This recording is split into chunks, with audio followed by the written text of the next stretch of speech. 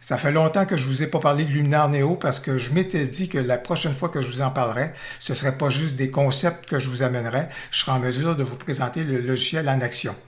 Aujourd'hui, je suis peut-être pas en mesure de vous présenter l'ensemble du logiciel en action, mais j'ai des fonctions à vous présenter que j'ai sous la main et que je suis capable de mettre en action avec mes photos. Voilà donc ce qu'on examine maintenant.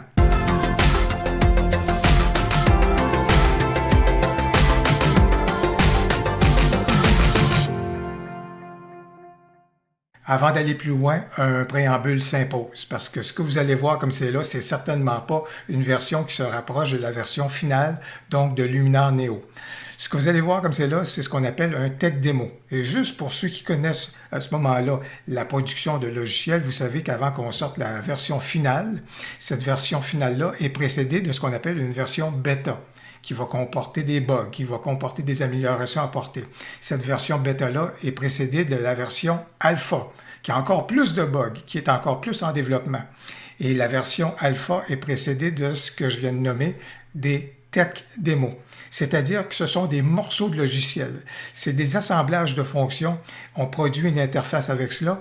Et les tech démos, ben, ils sont soumis à des personnes qui, à ce moment-là, testent ces tech démos-là, testent les fonctions, rapportent les bugs qu'elles vont connaître, rapportent des améliorations à ce moment-là qui seraient apportées. Alors, aujourd'hui, ce que j'ai, c'est un tech démo avec 3 fonctions qu'on va retrouver éventuellement dans Luminar Neo. Et nous avons l'autorisation pour ceux qui le souhaitaient, qui ont pu à ce moment-là obtenir une version de Tech Démo des 3 fonctions que je viens de partager avec vous. Alors, pour ceux qui ont accepté à ce moment-là, nous avons l'autorisation de la part de Skylum de pouvoir vous présenter à ce moment-là les fonctions où elles en sont rendues, leurs bénéfices, etc., de la façon que ça fonctionne. Donc, déjà, ça va vous donner un bon petit coup d'œil à ce moment-là sur vers quoi on se dirige. Dans le Technical Demo que j'ai sous la main, j'ai 3 fonctions que je suis donc en mesure d'explorer et de tester. La première fonction, c'est Relight. Jusqu'à maintenant, je dois vous dire qu'il y a des choses pas mal intéressantes avec Relight. Et du côté de effacer, ben, on va retrouver la fonction pour effacer en intelligence artificielle les lignes électriques, de même que les poussières de capteurs ou encore les poussières qu'on pourrait retrouver sur le devant de notre objectif. Alors voilà donc les 3 fonctions. Jusqu'à maintenant, donc, avec Relight, je vous explique le principe de fonctionnement de Relight, qui est un module ou une fonction qui va très, très bien fonctionner avec les photos qui ont une profondeur de champ. C'est vraiment intéressant et ça, je dois vous dire que Relight illustre bien les réflexes de Skylum en matière d'intelligence artificielle, c'est-à-dire que l'intelligence artificielle est beaucoup basée sur ce qu'on appelle le 3D mapping, c'est-à-dire la profondeur de champ. Trouver la 3e dimension et apporter celle-ci dans notre retouche photo. Alors dans ce cas ici, par exemple, même si je n'ai pas un sujet à l'avant-plan, si je vais pousser les curseurs à l'extrême juste pour vous illustrer le principe de fonctionnement, dans ce cas ici, ça apporte de l'éclairage additionnel à l'avant-plan. Si vous regardez l'avant-plan, vous voyez ici que je suis en mesure d'apporter de l'éclairage additionnel. Si vous regardez en arrière-plan, je suis en mesure d'apporter de l'éclairage additionnel en arrière-plan ou encore assombrir celui-ci. Alors vous pouvez voir, j'ai volontairement assombri ce dernier. Et ici, au niveau de la profondeur, bien, si vous regardez au sol, je suis donc en mesure, avec le curseur, d'aller indiquer jusqu'où est-ce que je veux moduler à ce moment-là la séparation ou l'ajout donc de lumière dans ma profondeur de champ. Donc, dans ce cas ici, ça fait vraiment intervenir donc ce que je disais, la profondeur de champ ou à la 3e dimension. Alors ça, c'est intéressant. Et dans ce cas ici, au niveau des réglages avancés, ben, on peut réchauffer l'avant-plan si on le veut. On peut également réchauffer l'arrière-plan si on le veut ou encore refroidir ce dernier. Donc, il y a des curseurs additionnels ou des fonctions additionnelles à ce moment-là qui nous permettent justement de bien balancer et d'ajouter de l'éclairage donc de façon judicieuse à notre photo. Si on prend un exemple concret dans ce cas ici, donc on va tenter de créer une démarcation entre le personnage qui est à l'avant-plan et le bâtiment qui est en arrière-plan qui de toute façon est un petit peu trop lumineux et retient un peu trop notre attention. Alors qu'est-ce que je vais faire dans ce cas ici? Je vais donc éclairer beaucoup plus mon personnage à l'avant-plan. Bien sûr, je vais vouloir à ce moment-là assombrir l'arrière-plan. j'ai pas besoin de jouer sur la profondeur parce que vous le voyez, même s'il y a une profondeur qui est là, on voit pas nécessairement le sol, si vous voulez, alors il n'y a pas nécessairement un indicateur de ce point de vue-là. Par contre, si je zoome, et vous allez voir l'importance ici du curseur réduire le halo. Alors si je zoome dans les cheveux, donc ici du personnage clownesque, ben vous voyez qu'il y a comme une espèce de halo qui s'est créé donc dans les cheveux. Et c'est là l'importance ici de réduire le halo. Alors, si je joue avec le curseur comme c'est là, si vous le voyez de toute façon, je suis en train de manipuler celui-ci, même si la définition de l'image n'est pas complète. Mais vous voyez ici le fait que je vais vraiment amener le halo là, à sa plus grande intensité, je vous dirais, pour effectivement réduire le halo qui a été créé à l'intérieur des cheveux donc du personnage. Je pense que le rendu est intéressant comme c'est là. Alors voici ce qu'était ma photo avant et voici ce qu'est ma photo maintenant. Ici, je prends un peu de recul. Voici donc ce qui était ma photo avant et voici ce qui est ma photo donc avec Relight. Dans ce cas-ci, vraiment, là, je pense que c'est un résultat qui est très intéressant. Dans le cas de Relight, un petit exemple rapide pour vous montrer l'importance du curseur de la profondeur. Alors, si je veux apporter un peu plus d'éclairage à mon personnage qui est à l'avant-plan, voilà donc qui est donc fait. Mais si on regarde juste ici le vide qui est créé par le coude et sous l'épaule donc du personnage, on s'aperçoit que cette zone-là, elle est illuminée, alors que cette zone-là fait partie de l'arrière-plan, comme vous pouvez donc le constater. Alors, comment est-ce que je suis capable d'assombrir cette section-là? C'est justement en ajustant la profondeur pour ramener à ce moment-là cette zone-là vraiment en arrière-plan, comme vous pouvez le constater. Et là, à ce moment-là, j'obtiens un résultat qui est beaucoup plus pertinent et qui est beaucoup plus judicieux. Dans le cas de cette photo-ci, Relight ne donnera pas un bon résultat. Mais heureusement, dans Luminar Neo, il y a un autre outil, je pense, qui va être beaucoup plus pertinent pour la situation qui est là. Parce qu'il y a un premier plan qui est évident, absolument. Là, la branche avec les fleurs qui sont là, c'est tout à fait évident que ça, c'est un très beau premier plan. Et bien sûr, on a l'arrière-plan. Mais le petit hic avec Relight, ben, c'est que si je veux effectivement apporter encore un petit peu plus d'éclairage donc sur cette branche fleurie-là et que j'y vais, puis qu'à ce moment-là, j'apporte la lumière, bien, vous voyez qu'en même temps, la lumière est en train de s'appliquer sur le sol. Or, le sol, comme c'est là, si vous regardez, puis je vais juste tout petit peu aller avant et après, bien, vous voyez que la lumière vient d'apporter au premier plan du sol, mais qui, lui, est déjà à une certaine distance du sujet. Donc ça, ici, ça ne fonctionne pas. Alors, c'est pourquoi que dans ce cas ici, Relight n'est pas le bon outil à ce moment-là, mais on sait que Mask AI s'en vient. Mask AI va être en mesure de faire un peu ce qu'on voit dans Lightroom, c'est-à-dire sélectionner un sujet. Et là, à ce moment-là, bien évidemment, je pense que notre sujet sera bien évident et on pourra apporter à ce moment-là des retouches localisées beaucoup plus judicieusement que ce que Relight est en train d'apporter, donc au niveau de ma photo. La deuxième fonction que je veux vous présenter, c'est la fonction, et que je veux tester devant vous, c'est la fonction donc pour effacer les poussières de capteur ou encore les poussières qu'on retrouverait sur le devant de notre objectif et qui évidemment sont venues se localiser dans notre photo. Et dans ce cas ici, dès que je fais du filet d'action, dès que mon boîtier est en mouvement, on dirait que ça éveille des poussières qui ne sont pas présentes ailleurs dans mes photos. Alors, ici, si je fais juste zoomer dans ma photo, je vais donc venir dans celle-ci et on va voir à proximité donc de la voile. Vous pouvez constater, si je regarde dans le ciel, vous pouvez donc voir les poussières de capteurs qu'on retrouve donc dans le ciel, mais vous voyez qu'également il y a des poussières de capteurs qui sont donc présentes à la surface de l'eau et également au niveau donc de l'équipement. C'est donc un beau défi que je soumets donc à la fonction pour voir. Je pense qu'elle n'aura pas de difficulté, la fonction donc d'effacement des poussières à justement repérer et éliminer les poussières de capteurs au niveau du ciel. Mais si on est chanceux, on va voir si elle est en mesure donc d'opérer ailleurs dans ma photo. C'est ce que j'aimerais bien. Alors, juste besoin ici de cliquer sur le fait de demander à ce moment-là à ce que le logiciel opère, élimine les poussières de capteurs qu'il va repérer. Je suis en train de le regarder et je vais revenir au même endroit où j'étais à ce moment-là et je pense que le travail est réalisé. Alors, je vais revenir au même endroit pour qu'on puisse analyser le tout.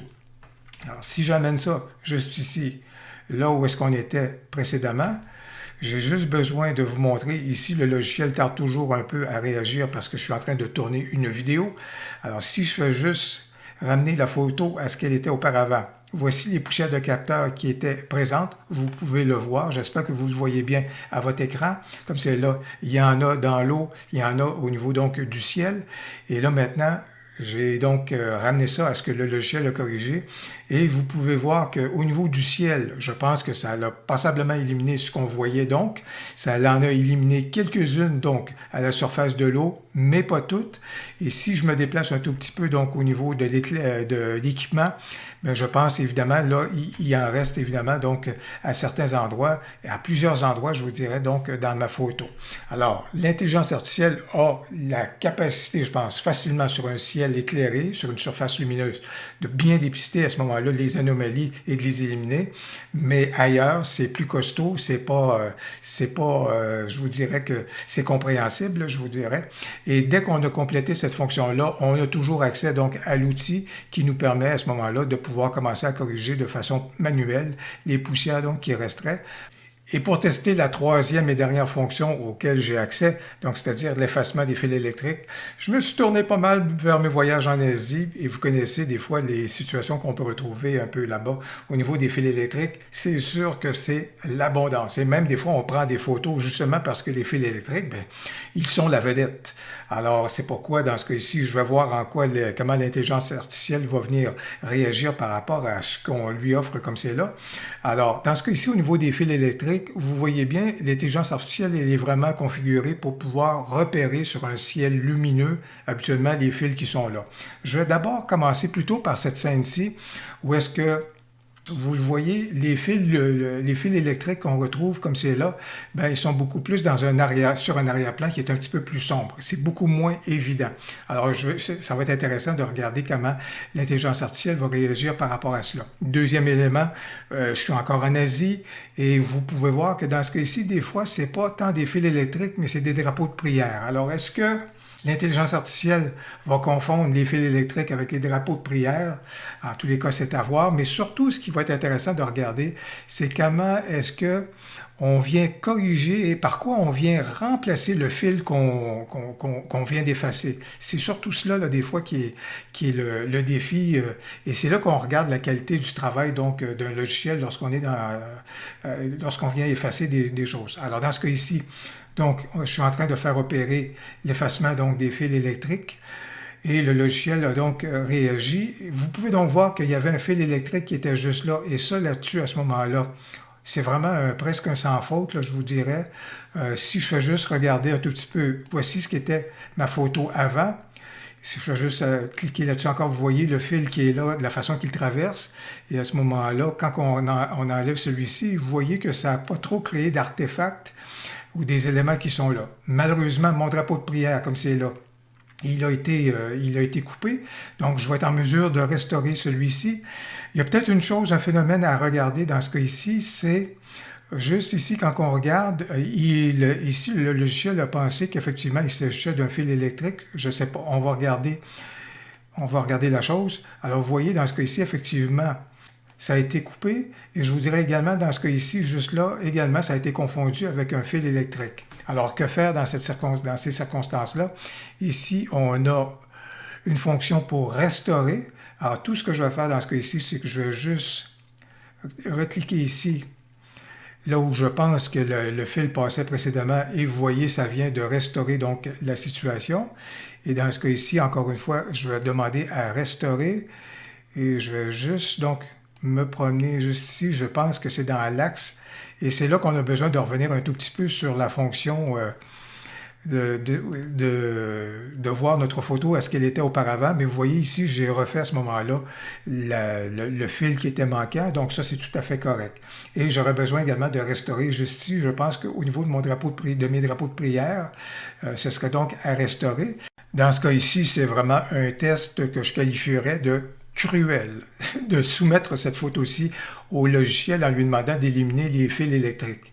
Parce que je le disais d'entrée de jeu, il y a parfois les fils électriques sont parfois la vedette dans certaines de nos photos, et c'est le cas dans ce cas ici. C'est tellement abondant qu'on ne voit que, et c'est tout à fait correct. Des fois, c'est pour aller justement capter certaines situations. Alors, c'est cruel un peu de soumettre le tout au logiciel, mais ce que ça permet également de voir, c'est quelle est la justesse ou quel est le réflexe du logiciel, donc de remplacer la matière qu'il élimine, avec quoi le remplace-t-il, et est-ce qu'il y a des artefacts qui sont créés, est-ce que le rendu est tout à fait correct, jusqu'à quel point est-ce qu'on a besoin de retravailler et de repasser derrière le logiciel. C'est ça que ça me permet donc d'examiner. Alors, comme c'est là ce que je vais faire, je vais donc soumettre le tout au logiciel, je le laisse opérer, et on va regarder la résultante donc par rapport à ce truc-là. Puis je vais guider votre œil vers certains endroits, donc au niveau de ma photo.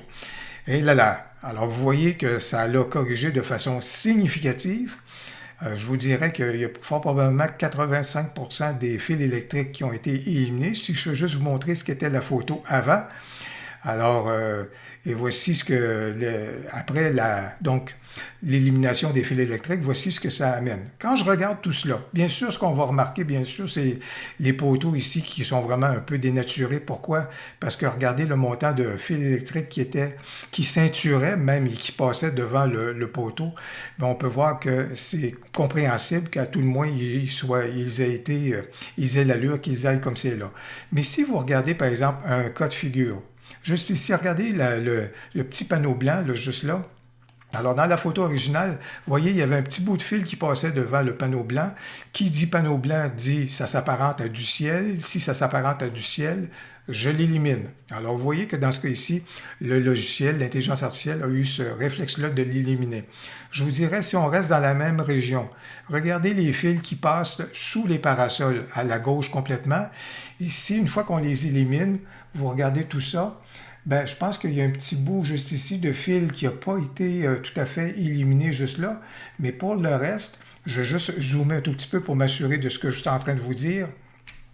On va aller regarder pour voir si effectivement c'est le cas. Non, c'est pas le cas du tout. Oui, c'est le cas. Juste ici, on aurait besoin du tampon de duplication pour justement corriger le tout, parce que sur un arrière-plan qui est sombre comme c'est là, l'intelligence artificielle n'a pas nécessairement assimilé cette forme-là et cette couleur-là à un fil électrique. C'est compréhensible, je vous dirais. Alors ça, ce serait cela. Mais je remarquais pour le reste, là, au niveau de la matière, ici, ça s'est très bien corrigé. Est-ce qu'il y a d'autres endroits où est-ce qu'il y a des éléments au niveau, donc, ici, dans le haut, juste ici, on aurait besoin de retravailler un tout petit peu notre élément, parce que vous voyez que la reconstruction du mur ici ne s'est pas faite de façon la plus intéressante. Alors, on aurait donc du travail à faire. Eh bien, à l'instar du regard admiratif, un peu ébahi et un peu ahuri du personnage clownesque, je pense que les premières fonctions qu'on a dans Luminar Neo sont prometteuses. C'est très, très bien parti et l'intelligence artificielle va pouvoir s'améliorer donc avec le temps et avec les bonifications qu'on va pouvoir y apporter. Je pense que ça augure donc très bien pour l'avenir. Si vous avez aimé la vidéo, si vous avez aimé les informations produites dans la vidéo, n'hésitez donc pas à cliquer sur j'aime et surtout, n'hésitez pas à commenter. J'ai bien hâte de vous lire. Au plaisir, à la prochaine.